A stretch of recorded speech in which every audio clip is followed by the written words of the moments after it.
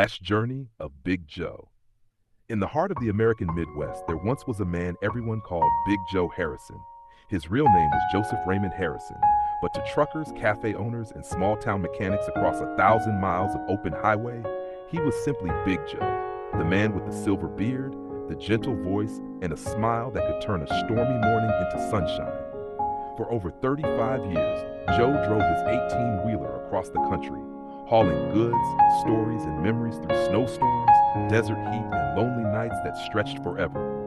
He wasn't famous for money or glamour, but in the trucker world, Joe was a legend. He never missed a delivery, never broke his word, and never, ever passed a stranded driver without stopping to help. A heart full of roads. Big Joe's life was the road. He often said, "I don't just drive through America, I live through it." He'd wave at kids from his cab, honk his horn for little ones on school trips, and drop by the same diners year after year. Everyone knew his favorite spot, Maggie's Diner, just off Route 66 in Oklahoma. Maggie, the owner, kept a warm slice of apple pie ready for him every Friday. Joe would sit in the corner booth, telling stories of snowy mountains, broken down engines, and the small acts of kindness that kept him going, like the old farmer who once gave him gas money when his card failed, or the young soldier who shared a sandwich with him one Christmas night. But behind his easy laugh, Joe carried something heavy, the silence of loss. The wounds he hid. 20 years earlier, Joe had lost his wife, Laura, and their daughter, Ellie, in a car accident while he was on the road. He never forgave himself.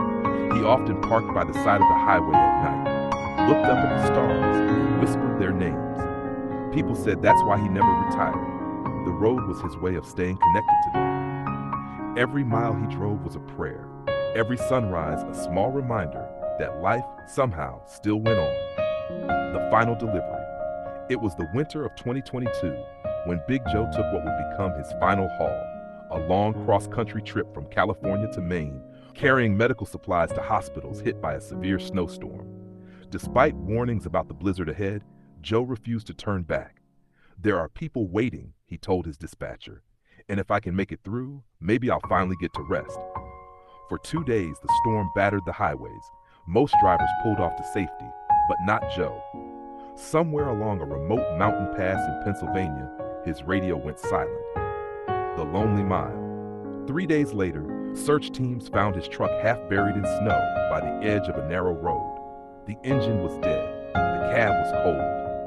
But in the passenger seat lay a thermos of coffee, still half full, and on the dashboard, a photo of Laura and Ellie smiling.